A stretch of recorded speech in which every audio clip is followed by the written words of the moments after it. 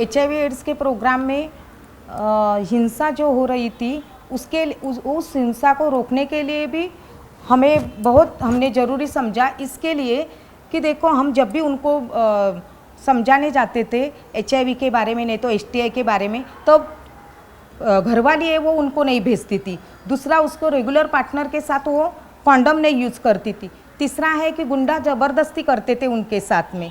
और यही इसी कारण से कहीं ना कहीं हमें लगा कि इस मुद्दों के ऊपर बात होना चाहिए और इस मुद्दों के ऊपर काम करना चाहिए, तभी हम जाके HIV एड्स प्रोग्राम में सफल हो सकते हैं। इसके लिए फिर हमने ये आस्था तत्काल सेवा शुरू कर दी।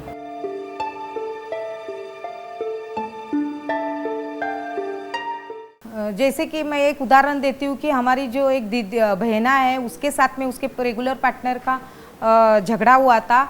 तब हम उस वक्त वहाँ गए थे उसके घर में से उसके रेगुलर पार्टनर को जो भी लगा था उसके लिए हम डॉक्टर के पास उसको लेके गए। तो डॉक्टर ने बोला ये तो पुलिस केस है करके, तो फिर इसको पहले पुलिस स्टेशन में दर्ज करके आओ। तो फिर हम पुलिस स्टेशन गए। तो पुलिस स्टेशन में साहब बोले चलो बताओ क्या हुआ वो, तो और वो लिखने लगे। इतने में हमने बोला देखो साहब ये पहली बार है करके, सिर्फ आप सुन लो और उसको थोड़ा दम दे दो, बाद में का फिर हम लोग देखेंगे, लेकिन ये दर्ज मत करो करके। तो फिर ठीक है, साहब बोले ठीक है। फिर हमारे सबके सामने उसको साहब ने दम दिया और उसको बोला फिर से होना नहीं चाहिए, ताकि फिर से अगर हो गया तो हम आपको फिर से यहाँ लाकर हम अटक करेंगे आपको। तो फिर बाद में हम उनको लेके घर पे गए। घर पे जाने के बाद दोनों को भी आमने सामने बिठाया और हम दोनों को भी समझाने की कोशिश की और पूरी तरह से हमने समझाया। तो इस तरह से हमने हमारे जो बहना है उसको आस्था तत्काल सेवा दी।